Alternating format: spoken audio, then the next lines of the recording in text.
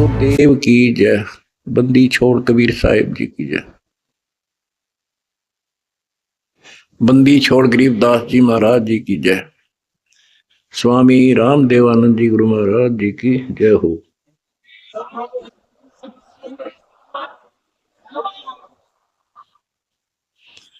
सत साहिब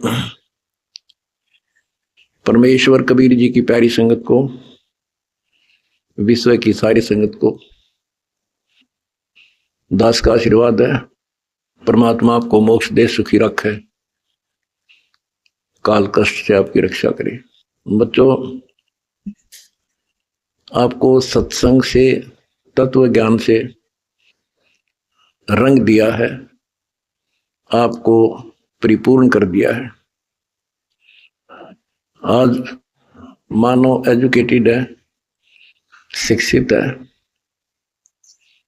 आसानी से समझ जाता है अच्छे और बुरे को। परमात्मा की विशेष रजा है। ये साइंस परमात्मा ने मानव को दी, जिसके कारण आज ये सोशल मीडिया परमात्मा कबीर जी की देन है। और प्रचार का एक नंबर का साधन यही है। हमारा भगवान पूरा, हमारा ज्ञान पूरा, और समाज की सभी बुराइयों से मुक्त मेरे भक्त भी देवी देवता से कम नहीं। आज के दिन यदि पृथ्वी पर देवी और देवता हो तो आप कबीर जी के बच्चे हो। ये अब समाज को भी समझ में आ चुका है कि यदि बसना चाहते हो, सुखी होना चाहते हो, तो ऐसे बनना पड़ेगा जैसे संत रामपाल जी के बेटा बेटी हैं। बच्चों, पहली बात तो ये है कि भक्ति मार्ग जो है ये खंडे की धार पर चलना है, यानी तलवार की धार पे। कब तक? जब तक हमारा ज्ञान और समाधान पूर्ण समझ में नहीं आता। और जब ये समझ आ जाता है, इसमें आने वाले कष्ट जो होते हैं वो हमारे लिए वरदान बनते हैं। ये अब आपके आसानी से समझ में आ जाएगा। अध्यात्म की सफलता का मूल कारण है कि राज्य क्रमता राम की, रजा दरे जो शीस, दास गरीब दरस परस, तिस बैठे जगदीश। ज्यों रखे त्यों ही रहूं, और मेरा के चारा, खाने जाद खरीद हूं, गुलाम तुम्हारा। आपको सत्संग के माध्यम से सुना करते हैं हम, कई उदाहरण भी दिए जाते हैं कि एक राजा था, वो नास्तिक था, उसका वजीर आस्तिक था, और भगवान पर विश्वास करने वाला था कि जो परमात्मा करता है वो अच्छा करता है। बहुत अच्छा हुआ। एक बार राजा अपनी तलवार को की धार चेक कर रहा था, खड़ा खड़ा। आसपास और भी मंत्री थे, और वो आस्तिक मंत्री भी खड़ा था।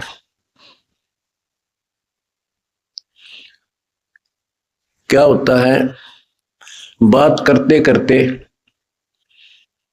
राजा की उंगली कट गई, तलवार की धार के लाग के। दूसरे मंत्री कहने लगे, हे भगवान बड़ा बुरा हुआ, हे भगवान बहुत बुरा हुआ। वो जो भगवान पर विश्वास करने वाला मंत्री कहता है कि बहुत अच्छा हुआ। वो दूसरे मंत्री, जो वो मंत्री था भगवान के डरने वाला विश्वासी, वो बहुत ही समर्पित था, राजा उसके ऊपर बहुत विश्वास करता था। लेकिन दूसरे जो मंत्री थे वो उसकी निंदा करते रहते थे, जी आदमी ठीक नहीं सर, ये आपको मरवाएगा कभी। वो चाहते थे किसी तरह इसकी महिमा कम हो, तुम्हारे नंबर बने। जब उसने कहा कि उंगली कटगी राजा तो बहुत अच्छा हुआ, जो हुआ अच्छा हुआ, बहुत अच्छा हुआ। तो इस बात से राजा बोला, भाई मेरी तांगड़ी कट गई और तू क्या अच्छा हुआ, नालायक आदमी। तो दूसरे मंत्रियों का दाव लग गया थी, हम भी तक आपने कहा नहीं करते, ये तो आपका दुश्मन है, आपके बुरे मराजी से, इसको जेल में ठोक दो। वो जेल में डाल दिया मंत्री, भगवान को चाहने वाला, भगवान पर विश्वासी। राजा की उंगली पट्टी पट्टी बंधाई, वो कट तो गई कति, लेकिन ठीक होगी, दर्द नहीं रहा। अब 3 उंगली रहेगी राजा का। अब राजाओं को तो यही होता बकवाद बाणी, जब ठीक हो गया बोला फिर चलो शिकार करने चलते हैं जंगल में। वो जो मंत्री था, जो चापलूस था, उसके स्थान पर महामंत्री बना दिया राजा और वो मंत्री, क्योंकि तो उसका चमचा था खास। राजा के 7 घोड़े गेल गेल भाग्या था जिधर भी राजा जावे। वो दोनों मार्ग पे चढ़ गए, मार्ग भूल गए तो जंगल में गहरे चले गए। वहां कोई जंगली लोगों का बलि पर्व था, अपनी देवी को बलि चढ़ाना था, नर बलि, यानी आदमी को काट के उसको समर्पित करना था ताकि देवी खुश हो। वो जंगली लोगों ने दोनों घेर लिए, पकड़ लिए, पुरोहित के पास लाकर खड़े कर दिए कि 2 मिल गए। पुरोहित बोला 2 और बढ़िया, दोनों को चढ़ा दो। पहले इनके अंग देखो, अंग भंग ना हो, कोई काना, कोई उंगली हाथ कटा हुआ ना हो। देखा जब चेकिंग हुई तो राजा की उंगली कट रही, पर पुरोहित को बताया जी एक तो ठीक ठाक है, एक की एक उंगली कटी हुई है। वो बोला भाई वो डिफेक्टिव है, ये नहीं चढ़ेगा, इसको छोड़ दो, और इसको ये ठीक है, फिट है। और दूसरा तो चापलूस था मंत्री, उस भगत की रोज निंदा कराया करता था, वो फंस गया और वो चढ़ा दिया बलि, राजा छोड़ दिया। अब राजा ने तो उस मंत्री की कोठरी का गबाड़ जाकर पीछा देखा, जिस जेल में रोक रखा था कोठरी में, उसको खुलवाया और उससे कौड़ियों मिला नो, अग भाई उस दिन आप ठीक को थे, अग बहुत अच्छा हुआ, जया मेरी उंगली ना कट्टी होती तो आज मेरी जान जानी थी। भाई मैंने आपको नाजायज तंग किया, माफ कर दे। बोला जी आप राजा, मैं मंत्री, मैं क्या माफ करूं, आप जो करो और कर लियो, पर एक बात बता, मेरी उंगली कट गई तो मेरे लिए तो अच्छा हुआ, पर आपको 6 महीने की जेल हुई, आपके लिए क्या अच्छा हुआ? मेरे लिए मेरी जान बच गई, क्योंकि मैं आपके साथ होता उस महामंत्री की जगह, आज मैं बलि चढ़ता, 6 महीना की जेल में मेरी मौत बच गई। तो बच्चों, परमात्मा जो करता है अच्छा करता है। इस 11 साल की तपस्या में क्या पता कौन सी करड़ाई टड़ी हो, और परमात्मा जो करता है वो अच्छा करता है। हमारे मन में कभी दोष से नहीं आया, ना सोची कि गलत हो सकता है। फिर विश्वास बिना भगवान नहीं मिलता। तो इसी प्रकार हमने परमात्मा के ऊपर समर्पित रहना होगा। क्या होता है, जैसे 9 नकली दुकान है और एक असली होती है, इंसान नकलियों पे घूम घूम कर ठग कर और सबको एक आंख से देखता है, सारे इसे। तो इसी प्रकार आज संत मार्ग के अंदर संतों की जो कथनी और करनी है उसमें बहुत अंतर है। इस करके समाज ने ज्यादा से ज्यादा गणी नहीं तो 50% समाज रिजेक्ट कर चुका है साधु संतों को। अपने हिसाब से चाहे कोई पत्थर पूज रहा है, चाहे कोई तीर्थ जा रहा है, वो कर रहा है। इसका कारण क्या है कि हमें परमात्मा का ज्ञान नहीं हुआ और परमात्मा से मिलने वाला लाभ हमें प्राप्त नहीं हुआ। जो भी हमने साधनाएं की, परमात्मा को पाने के लिए राज त्याग दिए, घर छोड़ दिए, कठिन तपस्याएं की, लेकिन जो परमात्मा से अपेक्षित होता है वो मिल नहीं पाया। आखिर में इंसान नास्तिक हो गया, चोरी करके उस पूर्ति को पूरा करने लगा, रिश्वत लेकर न सोचा सेठ बनो, कभी नहीं बन सकता, सपने में भी ना सोचना। ये कथाएं आपको बहुत सुना रखी हैं दास ने। और जब से दास इस मार्ग पर निकला, मेरे घर में क्या है कि कमी नहीं थी। यूं है मेरा, यही हमारे खेत थे, यूं है मेरा गांव है, सारा गांव गवाह है। हम सेठ नहीं थे तो घर में बढ़िया इज्जत से रोटी मेरे माता पिता भी खा रहे थे और दास को भी नौकरी बहुत अच्छी मिल गई थी। लेकिन जब पता चला कि ये इस ज्ञान की पूरे विश्व को जरूरत है,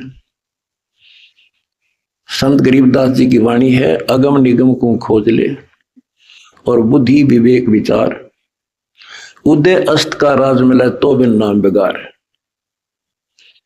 बताओ, यह छोटी बात नहीं है। भक्ति ना करने वाला तो सारी पृथ्वी का राजा बन जा, उसका भविष्य जीरो होता, जीरो। आज कोई भी आज किसी भी पद को प्राप्त है, कोई राजा बना है, मंत्री है, मुख्यमंत्री है, कोई अच्छी पोस्ट है, सेठ है, वो पिछले संस्कार से है, पिछले किसी जन्म में उन्हें अच्छे तप धर्म दान किए हुए हैं।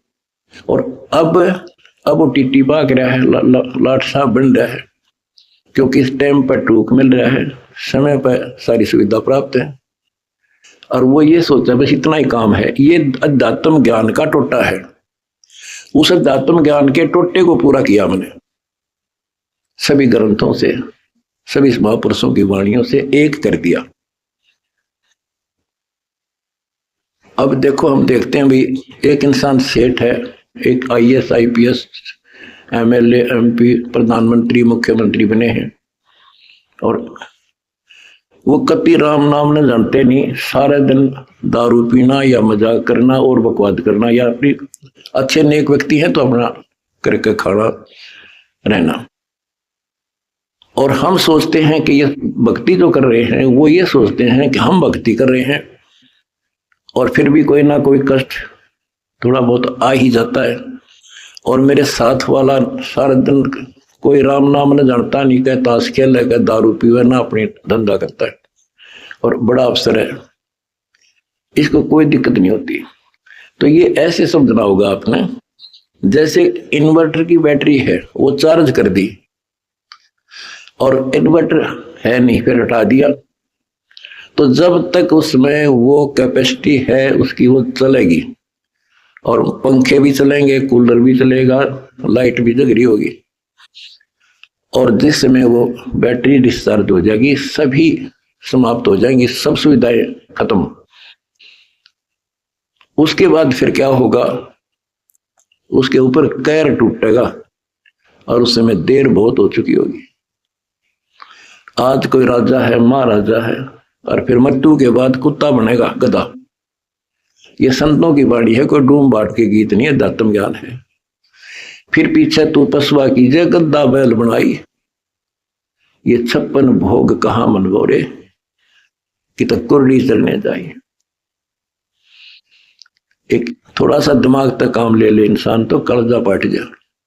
आज सारी सुविधाएं हैं, समय पर सब मिल रहा है, और मृत्यु के उपरांत क्या होगा, कुत्ता बन के धक्के खागा। तो ये डर बनेगा गात में, जब बात बनी बेर बना डर, ये ज्ञान होया। तो फिर बताया कि कोट जन्म तन भ्रमत हो गया, कुछ नहीं हाथ लगा रहे, और कुकर कुत्ता, शुक्र सुअर खर गधा, और कौवा हंस बुगारे। तो ये छाती में लगने लगी ये बातें, भाई तो बहुत जुल्म हुआ। आते एक छोटी सी पोस्ट है JEE की, इस समय मैं अफलातून मान रहा हूं अपने आप को। और अध्यात्म ज्ञान बताता है कि राजा भी रहे, देवता भी रहे, और मोक्ष नहीं हुआ। मोक्ष कैसे होगा? गीता अध्याय 4 श्लोक 34 में कहा कि अर्जुन, तो तत्व ज्ञान को जो भगवान स्वयं अपने मुख से बोलता है, गीता अध्याय 4 श्लोक 32 में बताया, तत्वदर्शी संतों से पूछ और वो तत्वदर्शी संत तुझे वो ज्ञान कराएंगे, उनको दंडवत प्रणाम कर। यानी इतना कीमती है ये ज्ञान, उसी को बताया जाएगा जो कति समर्पित होगा। फिर लास्ट में बता दिया है कि गीता बोलने वाले कहता है कि अर्जुन 18वें अध्याय के 62वें श्लोक में, तू सर्वभाव से उस परमेश्वर की शरण में जा, उसकी कृपा से तू परम शांति को और सनातन परम धाम को प्राप्त होगा। एक तो इसे ये बात क्लियर हो जाती है कि गीता ज्ञानदाता से कोई और है परम शक्ति, जिसकी भक्ति से परम शांति होगी और सनातन परम धाम सतलोक प्राप्त होगा, सत्य स्थान। गीता अध्याय 15 श्लोक 4 में कहा है कि तत्व ज्ञान की प्राप्ति के पश्चात परमेश्वर के उस परम पद की खोज करनी चाहिए, जहां जाने के बाद साधक फिर लौटकर संसार में नहीं आते। तो उसके लिए हमने ये पाना है, उस परम पद को पाना है। कौन से परम पद को? जहां जाने के बाद फिर लौटकर नहीं आते, जहां परम शांति है, वो सनातन परम धाम है। तो वो कैसे प्राप्त होगा? वो तो तत्वदर्शी संत बताओगा। वो गीता के अंदर वो ज्ञान पूरा नहीं है। अगर गीता जी में ज्ञान पूरा होता तो लिख देते वो एक चैप्टर और, कि उस चैप्टर में पढ़ ले जो मैं उस परम अक्षर ब्रह्म की प्राप्ति का जो ज्ञान है। तो इसलिए वो तत्वदर्शी संत आज ये दास है। और मेरा निवेदन है सारी पृथ्वी के मानव से, दास ने एक पुस्तक लिखी है, 2-3 पुस्तकें हमारी मेन, एक तो ज्ञान गंगा है। इस ज्ञान गंगा को जो पढ़ लेगा जी ला के, उसकी 101 पीढ़ी पार हो जाएगी। 101 पीढ़ी।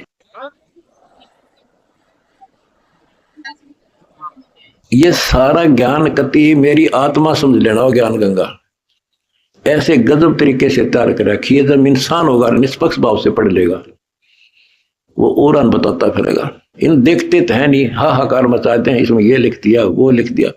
एक भी उस पुस्तक में बगैर शास्त्र प्रमाण मतलब शब्द नहीं बोला। अगर उसमें जो लिखा हुआ गीता से, वेद से, पुराण से, कुरान से, बाइबल से, अगर उसमें गलत है तो फिर वो आपकी पुरानी पुस्तकें खराब हैं। लेकिन पुस्तक गलत नहीं, हमारी बुद्धि खराब है, हम समझ नहीं पाए। दूसरी पुस्तक है जीने की राह।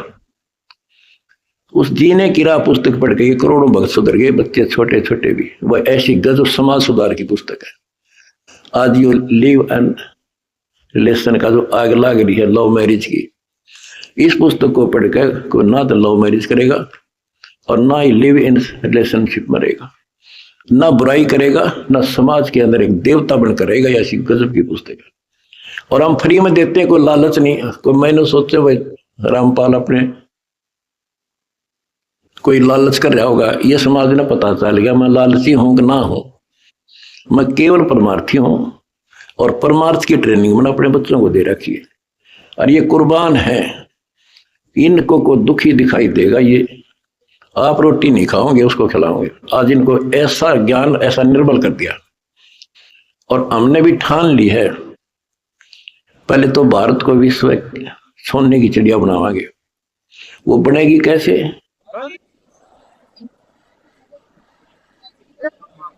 जीने के लिए अन्न की आवश्यकता है। अन्नदाता किसान है और किसान की कांच काट रखी। अब हम सबसे पहले मजदूर और किसान का डट कर साथ जाएंगे। कोई आपत्ति आवेगी या किसी को वैसे को किसी कारण से और समस्या आती है या मजदूर को, ये दो ही हैं जो आज दुखी हैं। और तीसरी बात होगी, अगर ये नाम से जुड़ जाएंगे तो हमारा काम हल्का हो जाए। भगवान सीधा कनेक्शन देगा, सीधा लाभ देगा। अब भगवान कहते नाम क्या करता है, भगवान क्या करता है। जैसे शुरुआत में हमारे गांव में लाइट बिजली नहीं होती थी, और बिजली की तो शुरुआत हुई लगवाने की तो एक आधी जगह को एक्सीडेंट हो गया, इंसिडेंट न्यू पता लग गया भाई वहां बिजली ने पकड़ लिया, मर गया। तो उससे और डर बन गया लोगों के। हमारे गांव में बिजली की शुरुआत हुई, मैं जब जेई लगा ही था तब तक हमारे घर में बिजली नहीं थी, सन 1977 तक, और ना नीयत थी लगवाने की। तो मैंने आके, अपने एक दोस्त था मेरा यहाँ, वो बिजली का काम करता था, कुछ लोगों ने लगवा ली थी गांव में भी। मैंने उसको कहा भाई तो घर वालों से कह तो सामान ले आ, मैं सामान दे दूंगा, बता कितना सामान, क्या फिटिंग का इसमें पैसे लगेंगे। उसने बताया 1200 रुपये लगेंगे, मैंने दे दिए। वो सामान लेकर घर आ गया, मैं चला गया ड्यूटी पे।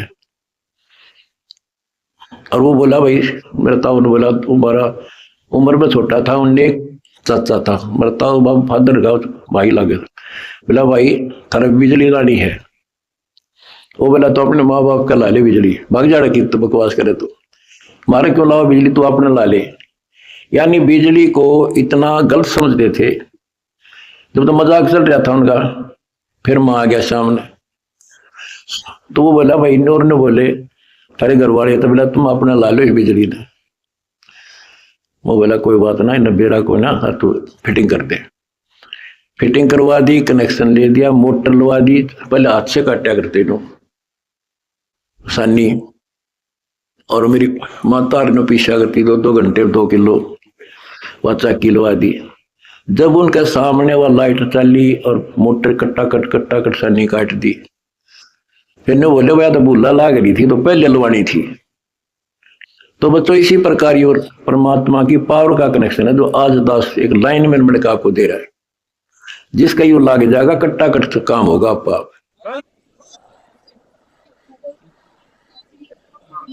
ये करोड़ों भक्तों ने कनेक्शन ले रखे हैं, सारे के ठाठ कर रखे हैं, सबके चेहरा पर रौनक, कोई टेंशन नहीं आ सकती। पर भगवान की भक्ति खा कर देश में समस्या आती रही और धन का टोटा हो गया।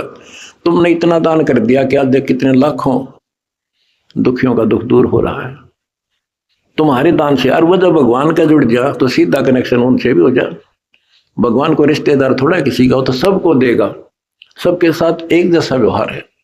बिजली ने कोई लगवा लो अपने पावर को, फुल काम करेगी, पर उसकी मेंटेन, उसको सारी उसकी जो है मर्यादाओं का पालन करना होता है। गलती कर दी तो वह नष्ट भी कर देती है। तो सावधानी बरतें, मर्यादा का पालन करें, और देखो फिर किसे ठाठ हो जाएंगे और मोक्ष मिलेगा। ये तो रूंगे में मिलेंगे, यहाँ के सुख तो रूंगा, असली जड़ तो मोक्ष है, वहां चले जाएंगे। जहां जाने के बाद फिर लौटकर संसार में नहीं आते। सत साहिब।